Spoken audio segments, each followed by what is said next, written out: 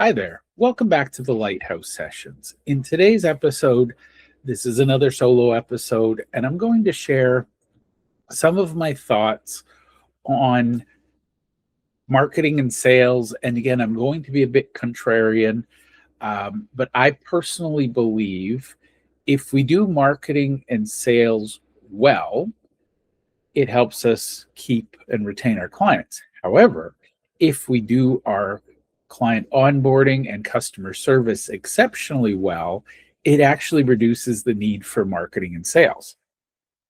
So I love my friends and colleagues who are full-time in marketing and sales. However, I have this obsession with simple business math, and I can't get it out of my head, so I'm going to share. Personally, I've heard many versions of this. The short version is it takes 6 to 7 times the effort to attract a new client as it does to get an existing client to spend more money with us. So I personally believe I've worked in organizations where we talked about being client-centric, customer-centric. It was a lot of corporate speak, and yes, we paid attention. We had customer support. We tried to resolve issues. But what happened was that we usually had a couple of products or services that we offered. And when somebody outgrew those products or services, they moved on.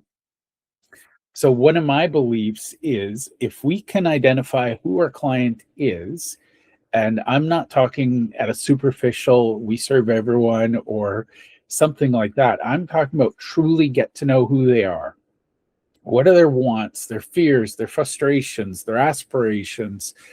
What makes them think? And more importantly, what makes them act? And I believe that this is the missing ingredient in a lot of marketing and sales.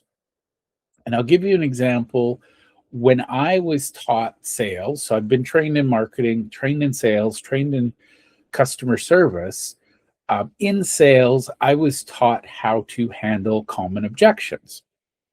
And the most common objections I ever heard in sales were things like either I can't afford it, I don't have time, I need to think about it, product X is cheaper than yours, can you give me a deal? Or I'm too busy right now to decide, can we talk in a week? And for what it's worth, I was taught how to overcome those objections. And I didn't like it. And the reality was I didn't like it because I felt like I was arguing with the other person and trying to convince them when I could see that if I made an offer or I suggested something, I truly believed it would solve their problem. And I recognize that that's unusual. Not everybody puts the customer ahead. But I truly believe that customer service above all else. Now, you might be asking, why am I talking about this in the context of marketing and sales? If we truly put customer needs ahead of our own, and we can answer any questions that they have before we even get into the buying scenario, they don't come up with objections to stall us. And by the way, most objections are not actual objections. They're excuses, they're fears, they're unexpressed frustrations, anxiety. Once a customer actually states an objection out loud, it becomes real and it becomes something we have to fight, something we have to overcome. So if we look at it from a customer service point of view, so you will hear me talk about customer attraction, which is marketing and sales, but my favorite conversation is about customer retention.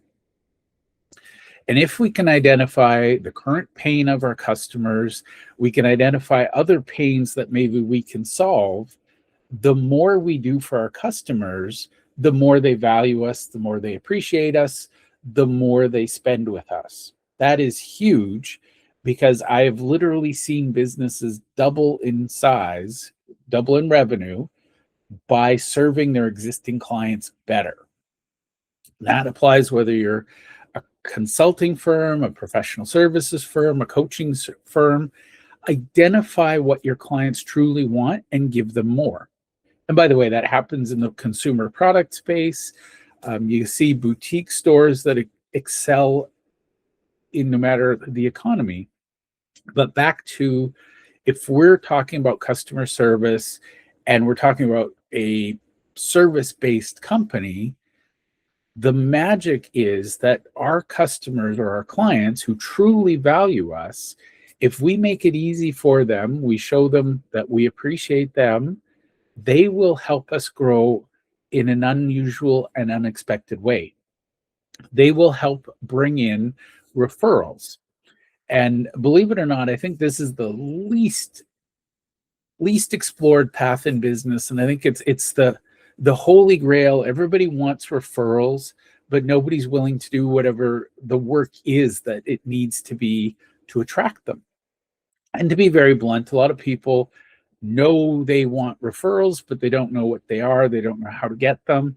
So we get a lot of myths about referrals being elusive or unpredictable. I work with one company that is 100% referral based. And when they sat down to talk to a new marketing agency, the immediate assumption was that they were struggling, they didn't have consistent revenue, they weren't growing. When in fact they doubled 3 consecutive years, all based on word of mouth and referral. So that is my little obsession, is how do we first of all create the systems to generate ongoing referrals? And systems is plural on purpose. I believe we should have multiple paths, but the magical secret ingredient is we have to have exceptional customer experience. And that can be onboarding, that could be delivery, it can be follow-up. But basically, we need to find new ways to serve existing clients. And by solving more problems for them, bigger and better problems, they will bring us their colleagues who are like them. It is the old saying, birds of a feather flock together. If we can solve more problems for our best clients and we're really clear who they are, then they will bring their friends, colleagues, acquaintances, associates to us. So that would be my little mission in life. I truly want to see marketing and sales almost redundant, not eliminated, but definitely diminished in importance. Because if we put money and effort into serving our clients, we are effectively investing in systems that generate referrals for our business. And fun fact about referrals, a lot of people don't know this, but when you receive or earn a client through referral, number one, the existing client who referred them to you is more likely to stay with you longer, spend more money with you, value you, appreciate you more. So it builds that circle of trust with them. But the new client, because that's how they came into your business, they will assume that that's how you do business, and they're more likely to bring you referrals, more likely to stay with you longer, appreciate you more, spend more with you.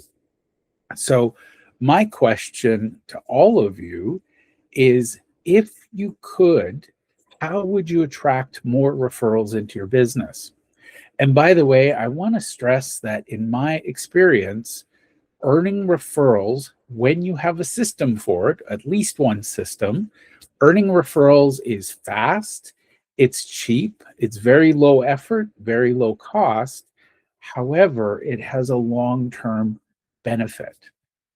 And again, I'm not saying you want to double or triple your revenue, but I would challenge you, what could you do for your existing clients to make them want to bring other clients to you?